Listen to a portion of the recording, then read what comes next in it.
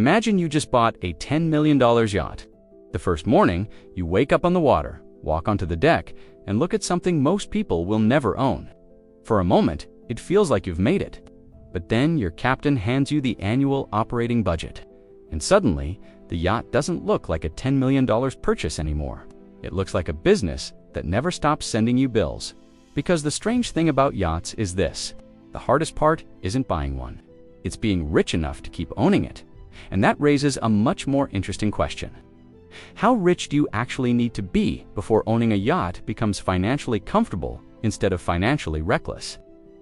Because a yacht isn't just a boat, it's a floating house, a vehicle, a luxury asset, and, depending on its size, an entire company with employees, maintenance schedules, insurance, fuel bills, marina fees, and unexpected repairs.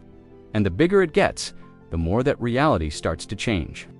Think about someone like my uncle. He spent years building his business and eventually reached the point where buying a beautiful yacht didn't seem completely impossible. He could afford the purchase price. That was never the question. The question was whether he could afford everything that came after the purchase, because that's the mistake people make with expensive assets. They look at the price tag, they don't look at the lifestyle attached to it. And yachts are one of the clearest examples of this. A commonly used planning rule in the yacht industry is that annual ownership and operating costs can land around 10% of the vessel's value, although the actual number can vary substantially depending on size, age, crew, location, and how heavily the yacht is used. So a $1 million yacht could potentially require something like $100,000 or more a year to operate. A $10 million yacht? Now you're talking about roughly $1 million a year as a starting point for planning. And a $50 million yacht can turn the annual operating budget into several million dollars. But here's where the story gets more interesting. That 10% number doesn't mean you simply need 10% more money. It means you need a financial life capable of absorbing that expense year after year without changing the way you live. And that's a completely different definition of rich, because being able to buy something is not the same as being able to comfortably own it. My father once explained this to me with a much simpler example. He said, if you can buy a car but one repair can destroy your budget, you don't really afford the car. A yacht takes that idea and multiplies it. Except the repair isn't necessarily a $2,000 transmission. It could be a serious mechanical problem, a major refit, an insurance issue, or an expensive maintenance period. And the yacht doesn't care whether the stock market had a bad year. It still needs its crew. It still needs its insurance. It still needs somewhere to dock. It still needs fuel. And it still needs to be maintained. That's why the purchase price is only the beginning. And once you understand where the money actually goes, the definition of rich enough starts to change. Because the first bill isn't even the most important one. The people working on the yacht can be rich. And that's where this gets much more expensive than most people imagine. On a professionally crewed yacht, people aren't just standing around waiting for the owner to arrive. There can be a captain, engineers, deckhands, chefs, stewards, and other crew members depending on the vessel. They're employees, and employees need salaries, benefits, training, travel, food, and everything else that comes with running a professional operation. For a large yacht, crew can become one of the biggest annual expenses. A U.S. Superyacht Association presentation, for example, estimated annual expenses of about $4 million for a 180-foot superyacht. With crew salaries representing roughly $1.4 million of that estimate, that's the part most people don't see when they look at a yacht cruising through Miami. They see the owner, they don't see the payroll behind the owner. And then there's fuel. A yacht can burn through enormous amounts of fuel depending on its size, engines, speed, and how frequently it travels. Then comes dockage. And this is another expense that can surprise people.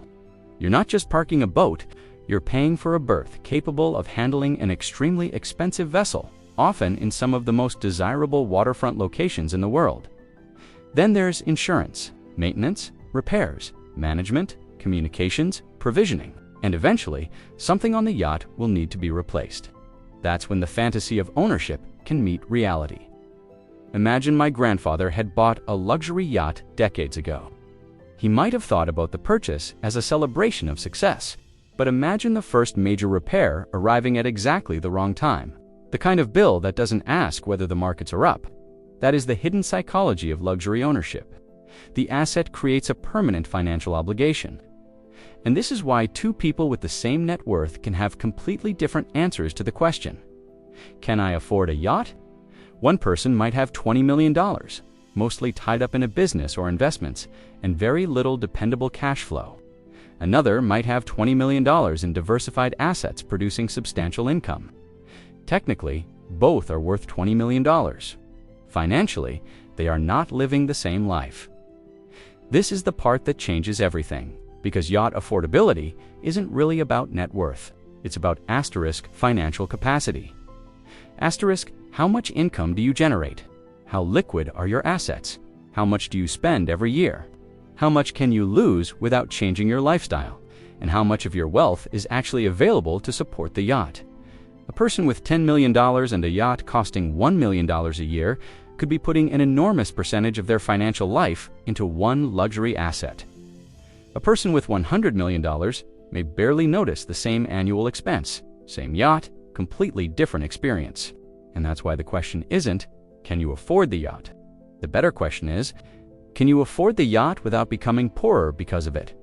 That distinction sounds small. It isn't, because there is another cost hiding underneath the annual budget. Opportunity cost. Every dollar sitting inside a yacht is a dollar that can't be invested somewhere else. And every $1 million spent maintaining it is money that could have been compounding.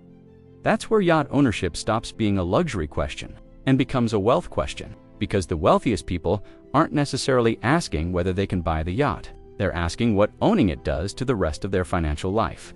And that leads to the number most people actually want to know. What level of wealth makes the whole thing feel comfortable? There isn't one universal net worth number, and anyone who gives you one exact figure is pretending the answer is simpler than it really is. But we can build a much better way to think about it. Suppose you want a yacht worth around $5 million. Depending on the yacht and how it's operated, annual costs could potentially reach hundreds of thousands of dollars. At $10 million, the annual operating budget can move toward the $1 million range or beyond. At $20 million, you're no longer talking about a casual luxury purchase. You're talking about an operation that can consume well over $1 million a year. And at $50 million, the annual budget can reach several $1 million. So if you have $5 million in total wealth and want a $5 million yacht, that's obviously not financial freedom. You've essentially converted your entire balance sheet into one depreciating luxury asset. Even if the yacht is worth every dollar to you emotionally, your financial flexibility could be almost gone. At $20 million of net worth, a $5 million yacht is still a major decision. At $50 million, it becomes more manageable. At $100 million, depending on your income, investments, taxes, and lifestyle, the same yacht may become relatively small compared with the rest of your financial life. And this is why truly wealthy people often think differently about luxury. They don't ask, can I technically buy it? They ask, can I own it and still forget about the cost? That's the real definition of luxury. If you buy a $10 million yacht and spend the next 5 years worrying about maintenance, fuel, crew, salaries, insurance, resale value, and whether you're using it enough, you're not really financially free. You simply own an expensive responsibility. And there's one more psychological trap. The yacht itself can create pressure to use it. You start planning trips because you own it. You hire more crew because you need more support. You upgrade equipment. You spend more on the marina. You invite more people. The lifestyle begins expanding around the asset. And suddenly, the yacht isn't something you own. It's something your financial life has to serve. That's why a yacht can be a terrible purchase for someone who is wealthy on paper, but not wealthy in cash flow. But for someone with substantial liquid assets, strong recurring income, diversified investments, and enough financial margin to absorb years of operating costs, the calculation is completely different. The yacht becomes entertainment, not a financial threat. And that's probably the cleanest way to answer the original question. If you have to stretch your finances to buy the yacht, you're probably not rich enough. If buying it would force you to sell investments you need for your future, you're probably not rich enough. If a major repair would make you panic, you're probably not rich enough. But if the purchase is a small fraction of your wealth, the annual operating cost is comfortably covered by your cash flow, and you could keep the yacht for years without changing your financial plan. then you're getting much closer to what people actually mean when they say someone is rich enough to own a yacht. Because real wealth isn't the ability to buy expensive things. It's the ability to own expensive things without allowing them to control your financial life. And maybe that's the biggest difference between looking rich and actually being rich. The yacht is visible. The wealth that makes the yacht affordable isn't. And that's the part most people never see. If you want more documentaries about the money, wealth, and financial decisions shaping America's future, subscribe to MSBT Finance.